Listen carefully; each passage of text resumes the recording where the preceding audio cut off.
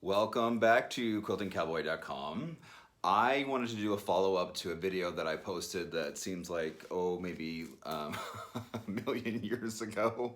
It's so funny on my YouTube channel, as you go back like through the videos, I get younger and younger and younger. Anyhow, I posted one about 5 years ago that was a tutorial on how to put like the sandwich together in terms of the back, right, the batting, and then the top, in order to put it together and hold it together with a little bit of spray adhesive so that you can manage it pretty nicely and get it through the machine when you're doing it just locally at home. So anyhow, I wanted to do a follow-up, like I said, to show you a new way that I'm doing it now that I find a little bit easier, but it does require a wall and it does require some thumbtacks or small nails. So check with your spouse or significant other and see if they're going to be okay with you, putting small holes in a wall or whatever. I specifically put this shiplap up in my studio so that I could attach things to, whether it's for planning or whatever.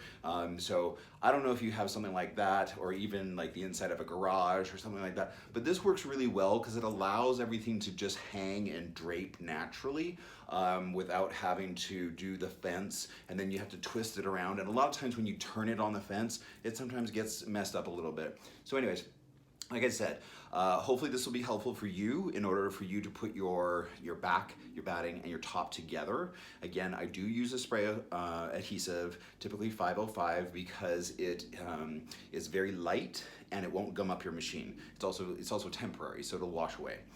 All right, so let's get started with that. I'm going to be doing the Stetson Cross pattern, which of course is available for sale on quiltingcowboy.com. Just go to the shop tab and you can find the actual pattern there. But I'm going to put the sandwich together today, and that's just what this video is going to be on, showing you how to combine those various pieces. All right, so I'm going to first get started with my back. I've chosen this material here. I'm going to measure it. I'm going to cut it in half, and then I'm going to make sure that I have a big enough piece in order to cover it, and then that goes up first, okay? But it goes up print against the wall. Got it? Right? So the printed part faces the wall. All right, so let me put this together, because right now it's just a big long 5 yards of fabric. Not helpful. So I'm gonna put that together into one big piece and then tack that up on the wall, and then we'll go from there. Okay, since this video is more specifically on putting the actual layers together and not so much, I'm not going to go into exactly how to create the back, but I will just comment one really quick thing that I think is pretty important, that when you're doing the seam down the middle, it is better if the seam can run up and down rather than side to side. So it runs the length, the long ways of the quilt, rather than across horizontally. So if you can do that, that's great, but sometimes I know you just got to make it work. Additionally, you should really make sure that you pin your back, right? The two sides that you're going to be putting together. Don't just run it through the machine. Again, pinning it prior to will actually help feed the material through much more evenly, and that will not happen if you just pick it up and start running it through. So like I said, pay attention to that. I'm putting the back together now. I'm going to have it up on the wall in a second. All right. The back of the quilt is up on the wall, and it is stretched kind of just a little bit taut. I mean, not like crazy or anything, but it's just tacked up with some push pins and some little nails, little finishing nails. So use what you can, but again, it doesn't have to be super like stretched out or tight. It just has to be pulled a little bit taut. And again, this is to kind of be in lieu of, normally when you put it into like a long arm, you get that nice, like stretch to it. So I don't have a long arm, so this is what I've come up with in order to be able to achieve the same type of result. Next, I'm gonna do the same thing with the batting. What I'm gonna do is I'm gonna tack it up across the top Now I have this really great bar. I don't know if you can see. Yeah, you can kind of see it across the top there. That I will then fold it up into while I spray it down. You may not have that same opportunity, so you might want to find another way of just tacking the rest of the roll up above it while you're doing your spraying. The other thing you're going to want to do, look at me with this hammer. I'm going to put the The other thing you're going to want to do is you want to make sure that you put down either some newspaper or something so that the overspray that's falling down off the fabric doesn't get onto your carpet or your flooring. All right, because that can create kind of a mess. So I'm going to do that next. I'm going to go through and tack just the top of it up and make sure that it's cut to pretty much the exact size of the back. All this extra, it makes me crazy. So I really try and make sure that I cut the back and the batting like about 5 inches beyond the actual quilt top, so I don't have a ton of extra, because that really is not fun when you just have, it just goes on. So anyways, I'm gonna do that next, and then I'll show you what we do from there. A little side note.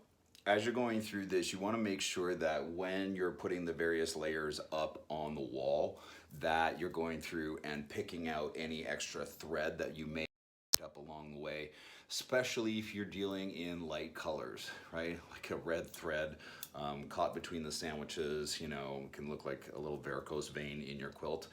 Not good. So you want to make sure that you pick out all the extra threads. Next thing I'm going to do, I kind of have it up here now. It's too long. Right? You can see that there's too much length down here. So I'm gonna go through and just trim this up and make sure that, again, it's as close to the size of the back as possible. So I'm just gonna go through and do that next.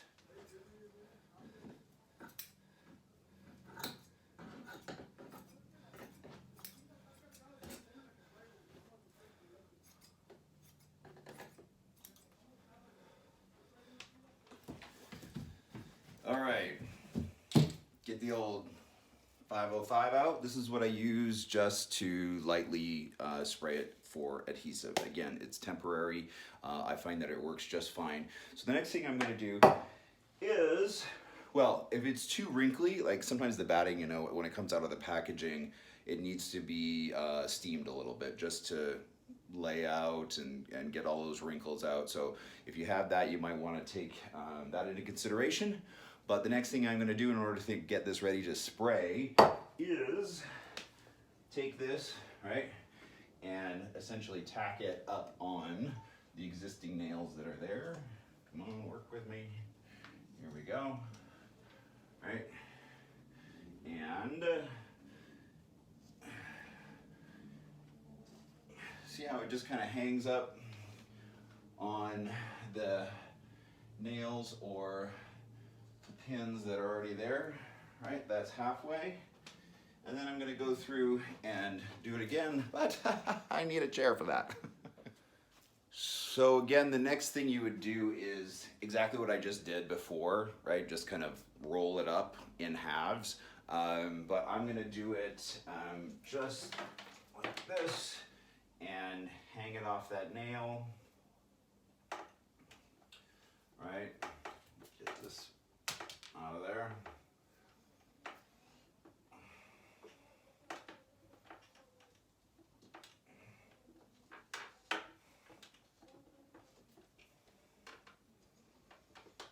All right.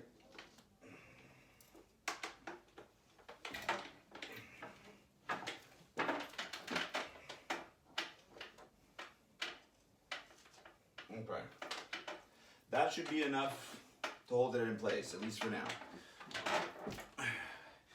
And the next thing I'm going to do is lay something on the floor just to cover and protect my carpet that I have here in my studio. And then I will take the 505 and lift it up and just start spraying here and keep unwinding it section by section. All right?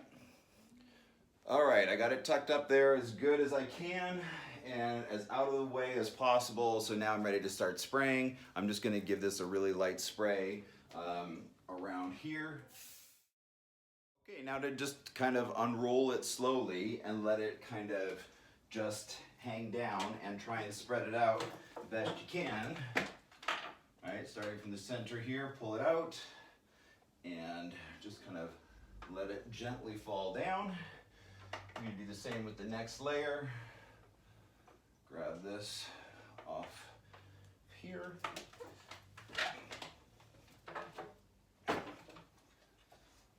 And, all right, so now I can kind of pull it away from the wall, and then starting from the center, kind of push it down and let it just adhere naturally where it wants to fall. And then last piece.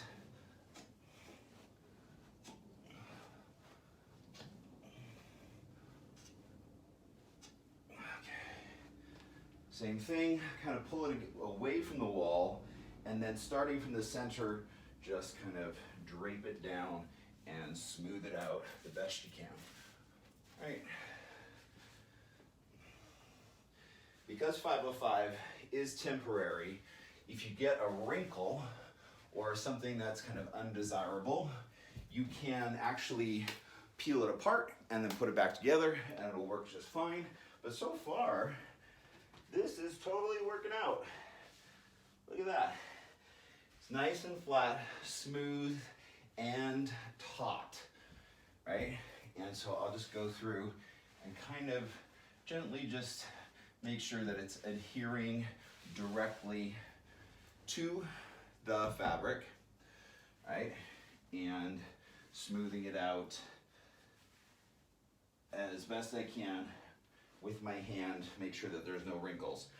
Now I have an old sheet here on the floor that I put down there for the overspray. Glad I did, because it's a little bit sticky and now my feet are sticking to it, so I'm just gonna put this in the wash. But yeah, that's kind of first step to putting together the sandwich. And now I'm going to iron the top and kind of go through the same process that I did with the bag. All right, I have this up just across the top, right? Just a couple very small thumbtacks to hold it across the top, right? But it's not attached anywhere else, because I'm gonna, again, roll it up and then spray and then roll it back down. All right, so now that I have this here, again, I'm gonna take it kind of in halves. I'm going to get my step stool out, right? And take this up like this.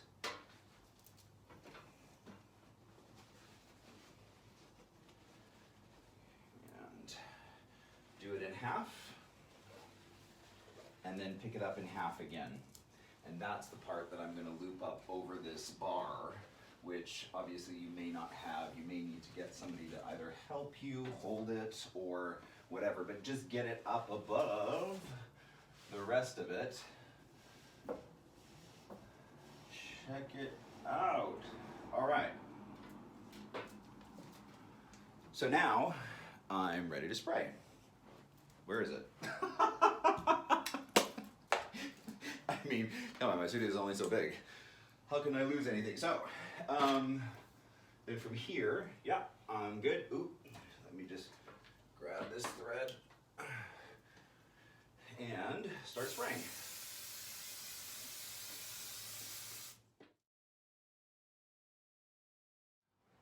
It is sprayed. I'm ready to start pulling it down. And this one I'm not gonna do from a ladder. I'm just gonna do from here, if I can get it started, because once you get it going, you're gonna wanna pull it away from the wall as best you can, right? Away from the wall, whoo, all right.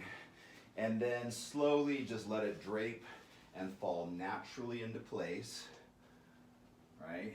And then gently down and across, right? Just where it naturally wants to fall, and kind of stretching it out, spreading it out.